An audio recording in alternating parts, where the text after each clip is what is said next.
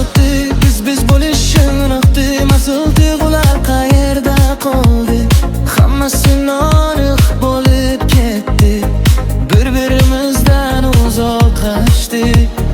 Sevgi qanday his ekani yo'qaning pik.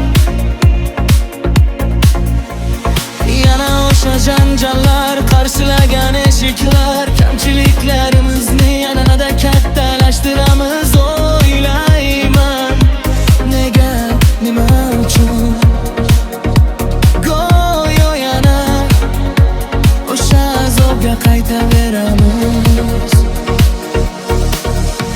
Nahotki faqat tanamiz bog'lab turgan bo'lsa, nahotki ikimiz ham aqlimizni yo'qotayotgan bo'lsa, bugun